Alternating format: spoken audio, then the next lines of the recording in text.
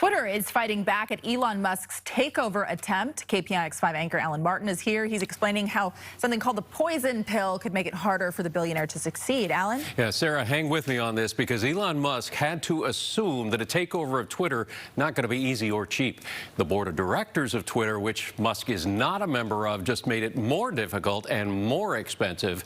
It's nicknamed Poison Pill because it's considered a last-ditch effort to save the company as it exists and then fight off that takeover.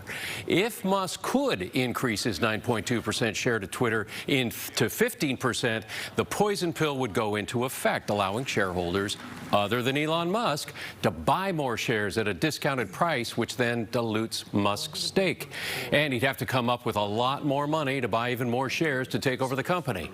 If, and that's a big if, he could come up with that money, other shareholders would profit, but then they'd lose the company. I talked to San Jose State business professor Matthew Faulkner about why the board would put a poison pill into effect.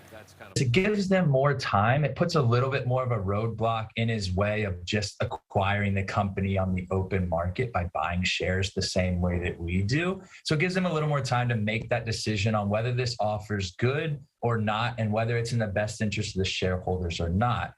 Yeah, now keep in mind, Musk made an offer of $54.20 per share. It's about $9 higher than today's closing price and 38% more than what the shares were selling for on April 1st. His offer also values the company at more than $43 billion. But the big question, of course, is can Elon Musk now pull off the deal?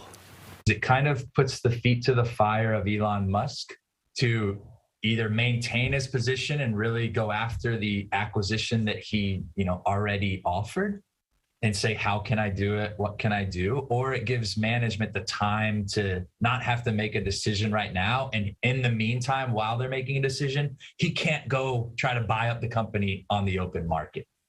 There are some other scenarios that could play out, such as a proxy fight. That's where shareholders could vote to dismiss the board of directors. Also, the board could try to find another buyer, someone, of course, other than Elon Musk. Ryan?